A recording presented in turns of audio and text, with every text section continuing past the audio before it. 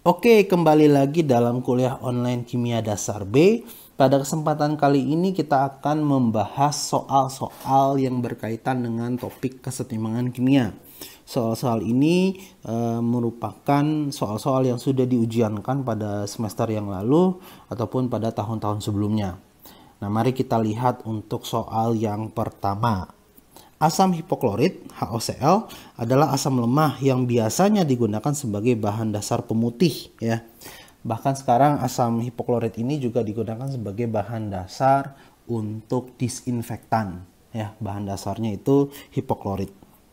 Perhatikan bagian A, bila nilai Ka HOCl adalah 3,2 kali 10 pangkat minus 8, maka hitung konsentrasi H+ dari larutan HOCl 0,14 molar.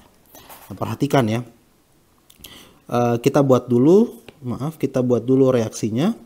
HOCl aqueous tambah H2O liquid ya, setimbang menjadi tentunya OCl minus, karena dia sebagai asam dia mendonorkan H+-nya.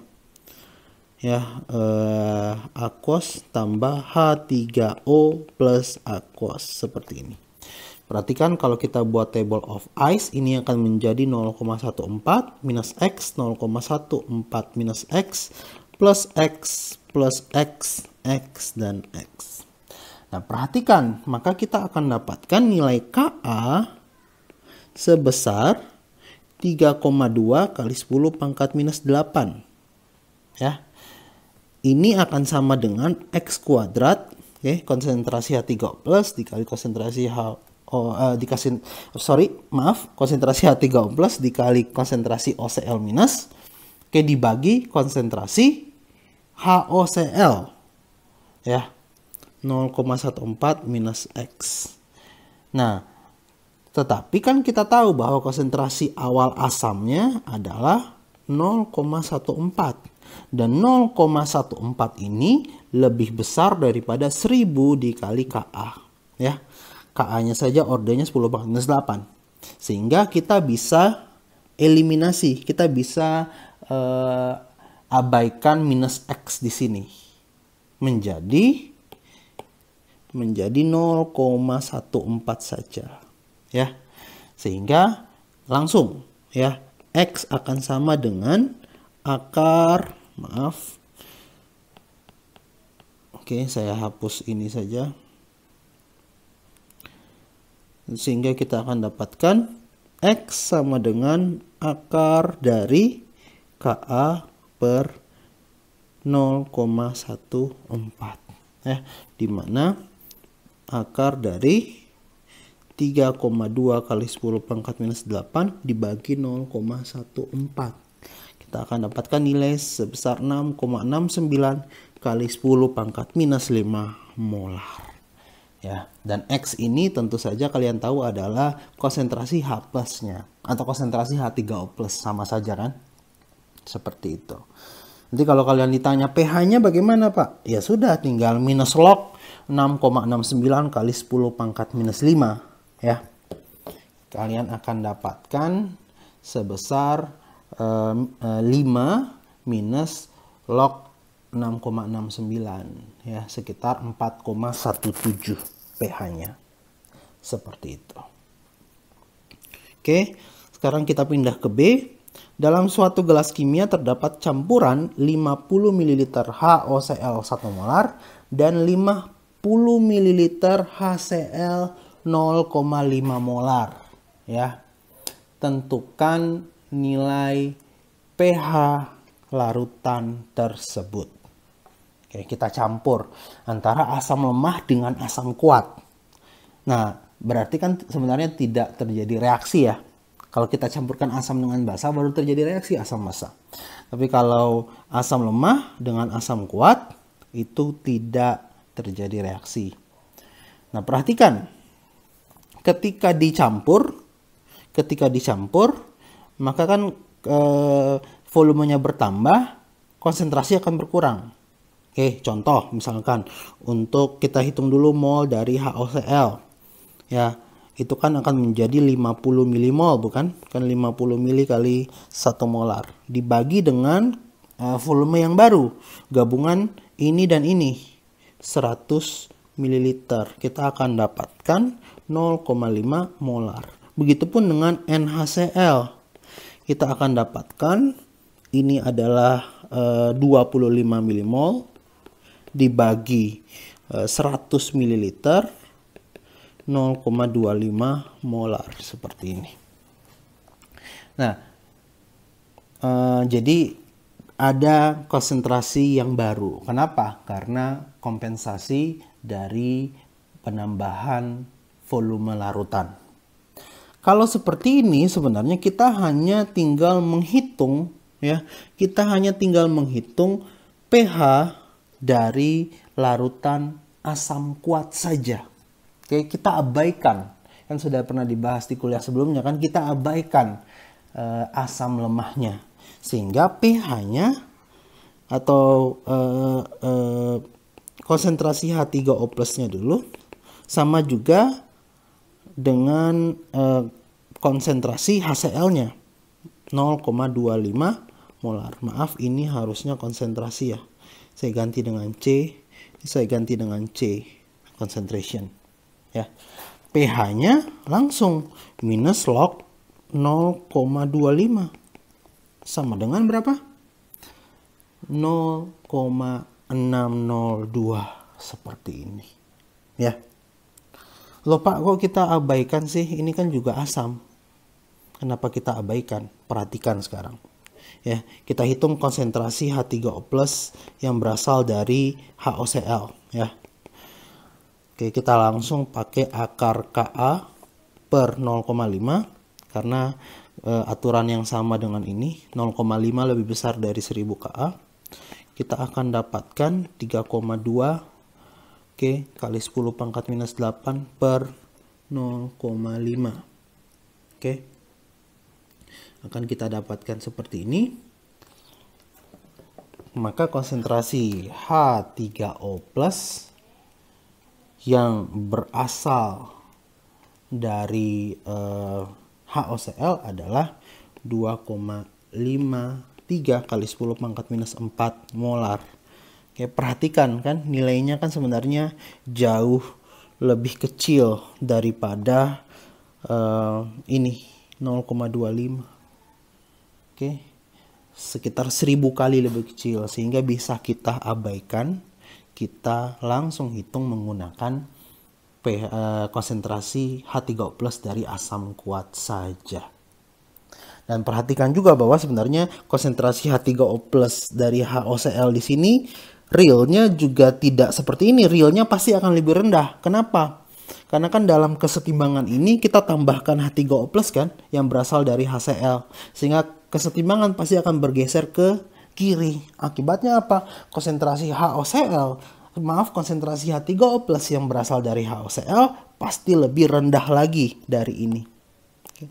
Kan perhitungan ini kita anggap cuma ada HOCl dan air kan. Kalau ada HCl, dia akan memperbanyak H3O+ di sini, kesetimbangan bergeser ke kiri. Nilai sebenarnya itu lebih kecil lagi dari ini. Sehingga semakin menguatkan kita untuk mengabaikan H3O+ yang berasal dari asam lemah. Kita pakai langsung dari asam kuat. Oke? Seperti itu. Lanjut kita ke bagian C. Hitung pH larutan yang dibuat dari 40 ml HOCl 0,14 molar dan 10 ml NaOH 0,56 molar. Oke. Kalau seperti ini, kita hitung dulu mol dari HOCl. Berapa molnya? 40 ml. Oke, 40 ml kali 0,14. Molnya 5,6 milimol. Oke. Kemudian NaOH itu menjadi 5,6 milimol juga. Oke. Benar ya? Nah, sehingga kalau misalkan terjadi reaksi HOCl tambah NaOH menjadi apa? Menjadi NaOCl tambah H2O. Awalnya ada 5,6, 5,6, tentunya habis bukan? Tentunya habis. Ya, 0 table of ice. 0 di sini. Di sini plus 5,6. 5,6. Nah, berarti yang tersisa, spesies yang tersisa kan hanya air tentu saja dan garam NaOCl. Maka kita menghitung menggunakan apa? Cara hidrolisis itu, ya. Bagaimana reaksinya? NaOCl dalam air akan terionisasi menjadi Na plus tambah OCl minus. Yang bereaksi dengan air kemudian adalah OCl minus. Oke. OCl minus tambah, maaf kita pindah saja di sini. OCl minus tambah H2O setimbang menjadi HOCl tambah OH minus. Ya. Seperti ini. Oke. Maka nilai K-nya sama dengan apa? KW per KaHOCl kan? Ini kan KB. Kan kita sudah bahas di kuliah sebelumnya. Sama dengan apa? Konsentrasi OH minus kali HOCl. Tapi karena OH minus dan HOCl nilainya sama. Seperti ini kan? Bagi konsentrasi OCl minus. Ya. Sehingga konsentrasi OH minus akan sama dengan apa? Akar dari KW per Ka dikali konsentrasi OCl minus. Oke, KW-nya berapa? KW-nya tentu saja 10 pangkat minus. KW-nya berapa? Tentu saja KW-nya adalah 10 pangkat minus 14. Ya, saya pindah di sini. Oke, konsentrasi OH minus sama dengan akar dari 10 pangkat minus 14 per berapa tadi? 3,2 kali 10 pangkat minus 8 dikali konsentrasi dari OCl minus berapa? 5,6 milimol, ya kan? Dibagi dengan 50 ml. Ya, jangan salah. Karena volumenya bertambah. Ya. Oke, maka kita bisa menghitung.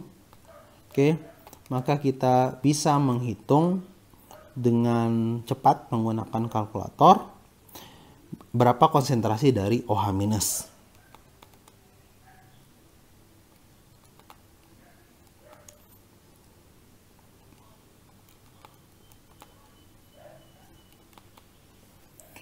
Oke, konsentrasinya adalah 1,87 kali 10 pangkat minus 4 molar. Oke, dengan sangat gampang kita bisa hitung POH minus log 1,87 kali 10 pangkat minus 4. Kita dapat 3,373. Oke, 3,73 POH-nya. pH-nya menjadi 14 minus 3,73, 10,27. Seperti ini. Oke, sederhana bukan? Oke, sekarang kita kerjakan yang bagian D. Perhatikan, hitung jumlah padatan NaOH dalam gram yang harus ditambahkan ke dalam larutan HOCl 0,2 molar 50 ml untuk menghasilkan larutan buffer dengan pH 7,49. Nah, diasumsikan bahwa penambahan padatan NaOH tidak menyebabkan perubahan volume. Sekarang perhatikan bahwa kita harus menghitung menggunakan cara buffer, ya. Karena dia sendiri sudah menyatakan dalam soal ini bahwa terbentuk larutan buffer. Nah, syarat buffer atau larutan penyangga adalah kita mempunyai asam dan juga basa konjugasi. Oke, kalau tadi yang cara hidrolisis kan asam sama basanya habis, hanya ada apa? Hanya ada basa konjugasinya saja kan, OCl minus. Nah, sekarang harus ada HOCl dan harus ada OCl minusnya. OCl minus kan kalian sudah tahu berasal dari NaOCl. Perhatikan, reaksinya kan akan seperti ini. HOCl ya, tambah NaOH menjadi apa? NaOCl tambah H2O. Oke.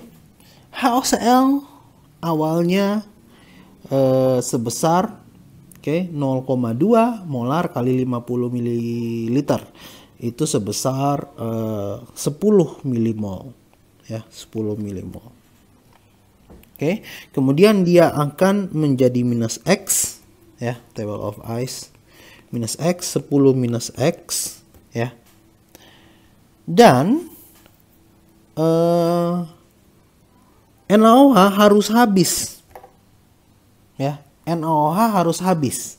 Maka NaOH awalnya adalah X minus X. Ya kan, buffer hanya tersisa ini dan ini saja. NaOH harus habis ya. Maka ini plus X, ini X seperti ini. Oke. Nah, perhatikan bahwa dalam larutan buffer kita sudah bahas di pertemuan sebelumnya. Konsentrasi H3O+ itu sama dengan apa? Ka dikali konsentrasi apa? HOCl per konsentrasi OCl minus ya. Atau H3O+, konsentrasi H3O+ sama dengan Ka dikali konsentrasi asam per konsentrasi garam. Ya, kita sudah bahas ini di pertemuan sebelumnya. Nah, perhatikan bahwa konsentrasi H3O+ kita dapat dari mana? Dari pH ya.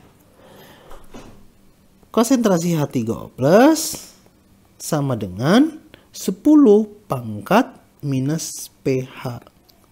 Oke, seperti ini kan, karena pH sama dengan minus log konsentrasi H3O+. Kalau kita balik, kita dapat perhitungan seperti ini. Maka konsentrasi H3O+ sama dengan 10 pangkat minus 7,49 sama dengan 3,2 kali 10 pangkat minus 8.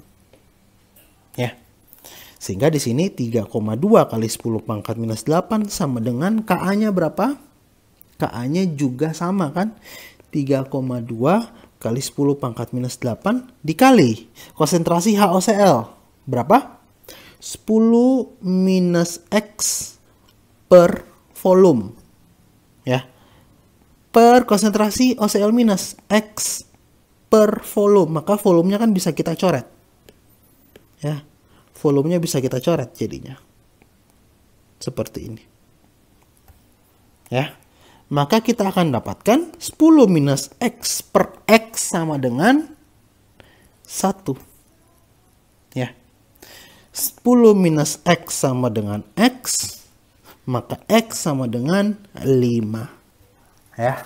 Kita dapatkan X sama dengan 5. X ini menyatakan apa? X ini menyatakan juga mol dari NaOH. Maka NaOH sama dengan 5 milimol. Oke. 5 milimol. Ya. Mr 5 milimol sama dengan 5 kali 10 pangkat 10 pangkat minus 3 mol. Oke. Maka kita akan dapatkan massa dari NaOH sebesar 5 kali 10 pangkat minus 3 mol dikali 40 gram per mol. Ya, seperti ini.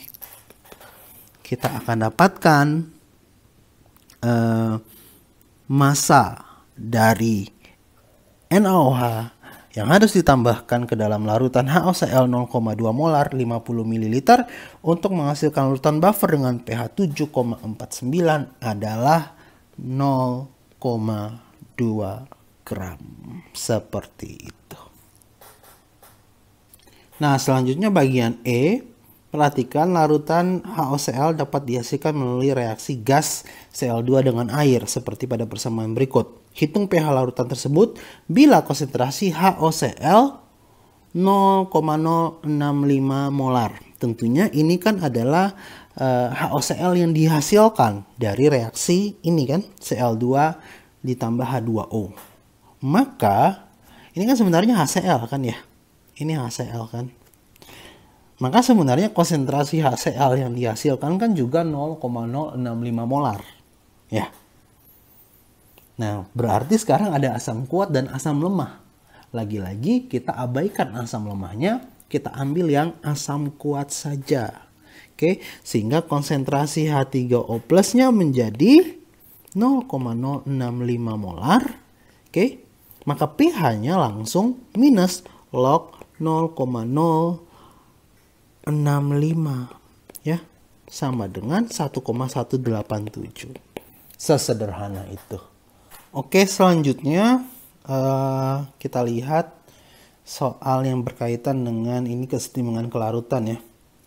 Perhatikan ion I-, iodida, dan ion Cl- ya, klorida dapat dipisahkan melalui pengendapan selektif dengan menambahkan ion Ag+. Ke dalam wadah yang berisi ion I- dan Cl- dengan konsentrasi masing-masing 0,1 molar, ditambahkan larutan Ag+ sedikit demi sedikit. Diketahui KSP AgI 8,5 kali 10⁻17, KSP AgCl 1,8 kali 10⁻10. Volume diasumsikan tidak berubah akibat penambahan larutan Ag+. Oke, perhatikan. Tuliskan persamaan reaksi kesetimbangan kelarutan. Untuk AgI dan AgCl lengkap dengan fasa. Tentunya gampang saja, AgI solid setimbang menjadi Ag+ aquos ditambah I- aquos ya. AgCl solid setimbang menjadi Ag+ aquos tambah Cl- aquos ya. Tentu saja jangan lupa ya, dia sudah kasih keterangan untuk mengingatkan jangan lupa lengkapi dengan fasa. Jangan sampai masalah sepele menjadi berkurangnya nilai kaliannya, jangan sampai. Kemudian, tentukan konsentrasi Ag+ dalam satuan molar saat AgI mulai mengendap. Nah, ini juga gampang saja kan. KSP dari AgI ya sama dengan apa? Konsentrasi Ag+ dikali konsentrasi I-. Seperti ini ya. Kemudian konsentrasi I- kan sudah dikasih tahu 0,1 molar. Maka perhatikan 8,5 kali 10⁻17 sama dengan konsentrasi Ag+ dikali 0,1. Seperti ini. Maka konsentrasi Ag+ saat AgI mulai mengendap adalah 8,5 kali 10⁻16 molar tentunya. Seperti ini. Oke. Kan saat dia mulai mengendap. Ya. Saat Q sama dengan KSP. Oke. Lanjut. Tentukan konsentrasi Ag+ saat AgCl mulai mengendap. Dengan cara yang sama seperti di bagian B. Tentu saja KSP AgCl sama dengan konsentrasi Ag+ dikali konsentrasi Cl- seperti ini ya. KSP AgCl adalah 1,8 kali 10⁻10. Oke, konsentrasi Cl- adalah 0,1 kan, sama dengan konsentrasi I-. Oke, maka konsentrasi Ag+ saat AgCl mulai mengendap adalah 1,8 kali 10⁻⁹ molar. Seperti ini. Ya. Anion manakah yang mengendap terlebih dahulu? Berikan penjelasan singkat. Tentu saja dengan melihat jawaban pada soal B dan C, kita bisa langsung menentukan anion yang mengendap terlebih dahulu adalah I- sebagai AgI. Oke, jadi yang mengendap duluan adalah I-. Kenapa? Karena kan dibutuhkan konsentrasi Ag+ yang lebih rendah agar I- ini terendapkan, ya. Sehingga I- yang akan mengendap terlebih dahulu sebagai AgI disusul oleh Cl- sebagai AgCl. Seperti itu ya penjelasannya. Bagian E, tentukan rentang konsentrasi Ag+ agar agar terjadi pemisahan yang selektif ion I- dan Cl-. Ini gampang saja seperti yang sudah kita bahas di pertemuan sebelumnya.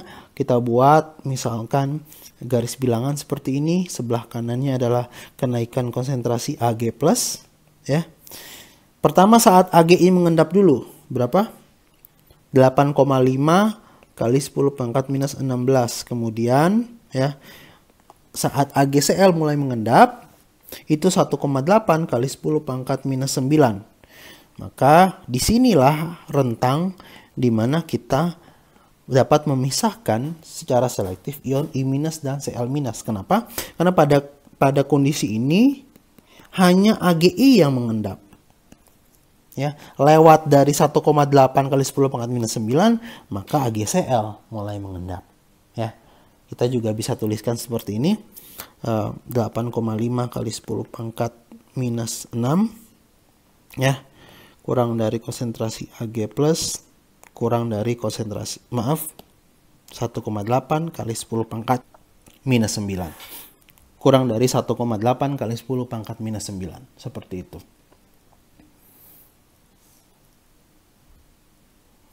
Lanjut. Tentukan konsentrasi anion pertama ketika anion kedua mulai mengendap. Nah, bagus nih. Perhatikan ya. Tentukan konsentrasi anion pertama ketika anion kedua mulai mengendap. Artinya apa? Tentukan konsentrasi I- ya ketika Cl- mulai mengendap. Ya. Bagaimana caranya? Karena yang ditanya adalah konsentrasi anion pertama, yaitu I-, kita pakai Ksp dari AgI. Ya, sama dengan konsentrasi Ag+ kali I-. Perhatikan, yang ditanyakan kan adalah ini, I- ini kan. Maka kita perlu tahu Ksp dan konsentrasi dari Ag+. Ksp sudah diberitahu kan di data sebesar ini 8,5 kali 10 pangkat minus 17, ya. 8,5 kali 10 pangkat minus 17. Oke. Kemudian Ag+-nya, konsentrasi Ag+-nya kita pakai konsentrasi Ag+ yang mana? Perhatikan petunjuk ini. Ketika anion kedua mulai mengendap. Artinya apa? Konsentrasi Ag+ saat Cl- mulai mengendap. Ada di mana? Ada di sini. Ya. Maka dengan gampang kita bisa tulis 8,5 kali 10 pangkat minus 7 sama dengan, perhatikan, 1,8 kali 10 pangkat minus 9 dikali konsentrasi I-. Maka konsentrasi I- sama dengan 8,5 kali 10 pangkat minus 7, oke, dibagi 1,8 kali 10 pangkat minus 9. Maaf, ini minus 17 ya.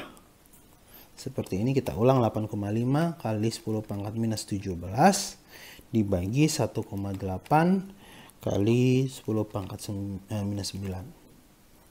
4,72 kali 10 pangkat minus 8 molar. Seperti ini. Perhatikan, I- awalnya kan tadi ada 0,1 molar.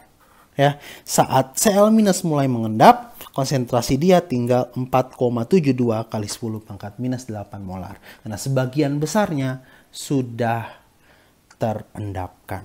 Perhatikan, I- terendapkan duluan. Oke, selanjutnya perhatikan soal berikut.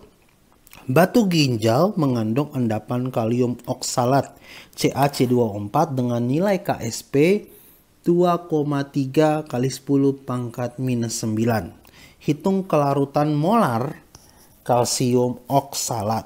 Nah, ini gampang saja ya sebenarnya.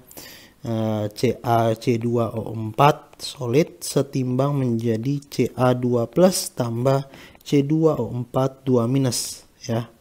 Aquos. Maka Ksp sama dengan S kuadrat, bukan? Ya. Maka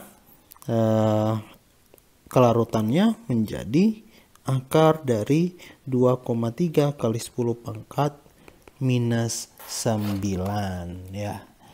Secara gampang kita bisa dapat solubility-nya sebesar 4,80 kali 10 pangkat minus 5 molar. Seperti itu.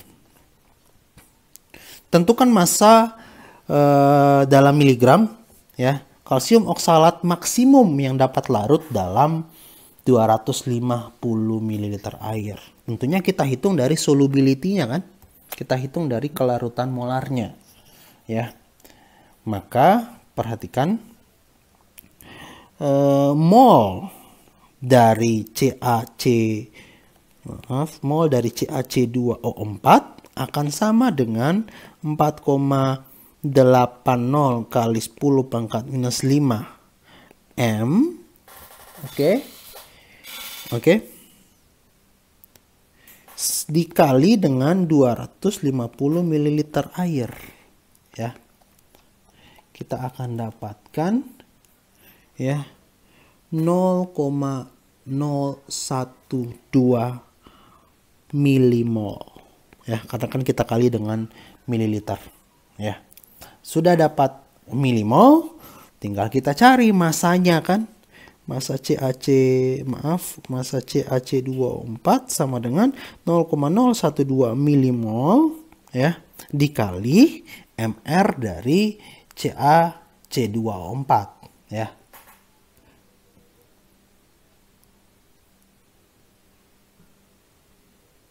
Oke, mR-nya adalah 128 mg per milimol ya. Milimol kita coret, kita akan dapatkan 1,536 mg kalsium oksalat maksimum yang dapat larut dalam 250 ml air ya. Mudah bukan? Kemudian hitung kelarutan kalsium oksalat gram per liter ya, dalam gram per liter sekarang.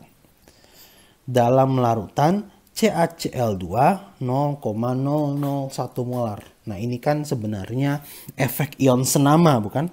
Ya, efek ion senama. Perhatikan bahwa kita tuliskan lagi reaksi kesetimbangannya seperti ini ya. Kemudian kita lihat bahwa Ca2+ kan kalau misalkan hanya kalsium oksalat dalam air, Ca2+-nya kan inisialnya tidak ada. Tapi sekarang karena dalam larutan kalsium klorida 0,001 molar, maka inisial atau awal dari Ca2+ itu ada ya, sebesar berapa? 0,001. Dengan berjalannya reaksi plus X atau plus S 0,001 plus S ini menjadi S ya. Seperti ini. Nah, perhatikan bahwa ini kan sebenarnya bisa kita abaikan ya, menjadi apa? Maaf, bagian S ini kan bisa kita abaikan sehingga 0,001 plus S itu akan sama dengan 0,001 seperti ini. Oke, sehingga KSP akan sama dengan 0,001 dikali S ya. KSP-nya berapa? 2,3 kali 10 pangkat minus 9. Maka S akan sama dengan 2,3 kali 10 pangkat minus 9 per apa? Per 0,001 sama dengan berapa? Sama dengan tentu saja 2,3 kali 10 pangkat minus 6. Ya, satuannya molar, mol per liter. Tapi kan dia tanyakan dalam bentuk gram per liter ya. Maka kita harus mengkonversi satuan molar ini, mol per liter, menjadi gram per liter. Ya, tentu gampang saja. 2,3 kali 10 pangkat minus 6 mol per liter ya. Kita kali dengan 128 gram per mol ya, mR dari kalsium oksalat. Molnya kita coret seperti ini ya, sama dengan 2,94 kali 10 pangkat minus 4 gram per liter. Ini adalah kelarutan kalsium oksalat dalam larutan CaCl2 0,001 molar ya, dalam satuan gram per liter. Ya, mudah bukan? Lanjut. Bagian D terakhir. Air lemon pH-nya sekitar 2 dapat melarutkan kalsium oksalat dalam batu ginjal. Jelaskan fenomena pelarutan ini dikaitkan dengan kesetimbangan kalsium oksalat. Oke, kita tuliskan ulang lagi. Perhatikan ya. Oke.